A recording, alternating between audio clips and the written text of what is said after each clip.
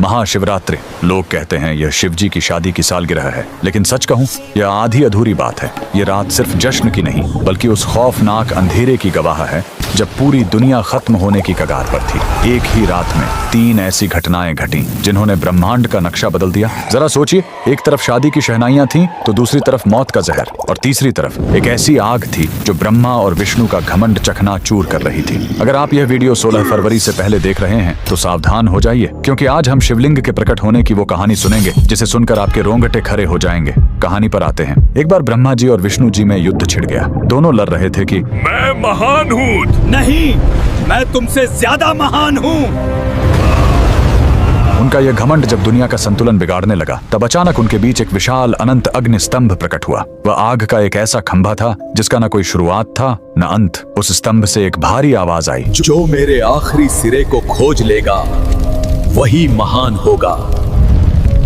ब्रह्मा जी हंस बनकर ऊपर उड़े और विष्णु जी वराह बनकर नीचे गए। हजारों साल बीत गए, विष्णु जी को अंत नहीं मिला। उन्होंने अपनी हार मान ली, लेकिन ब्रह्मा जी ने वापस आकर झूठ बोला कि उन्हें अंत मिल गया है। उसी पल उस आग से काल भैरव प्रकट हुए और सजा के तौर पर उन्होंने ब्रह्मा जी का वो सिर काट दिया जिससे उन्होंने झूठ बोला था। उनका अहंकार टूट गया। चूंकि शिव जी आग के रूप में आए थे, वो बहुत गर्म थे। तब देवताओं ने उन्हें शांत करने के लिए उन पर जल और दूध चढ़ाया। यही वो पहला दिन था जब शिवलिंग पर रुद्राभिषेक की शुरुआत हुई। लेकिन कहानी यहीं खत्म नहीं होती। एक बार जब देवता श्रीहीन यानी कमजोर हो गए थे, तो अपनी शक्ति वापस पाने के लिए समुद्र मंथन हुआ। सबको उम्मीद थी अमृत की, लेकिन निकला क्या? हलाहल विष। पूरी दुनिया जलने लगी। तब फिर वही भोलेनाथ आगे आए। संसार को बचाने के लिए उन्होंने उस उबलते हुए जहर को पी लिया और अपने कंठ में रोक लिया। जहर की गर्मी से शिवजी का शरीर तपने लगा। उस जलन को शांत करने के लिए सभी देवताओं ने उन पर पूरी रात गंगा जल, दूध और बेलपत्र चढ़ाया। उन्हें नींद न आ जाए इसलिए पूरी रात देवताओं ने गीत गाए और जागरण किया।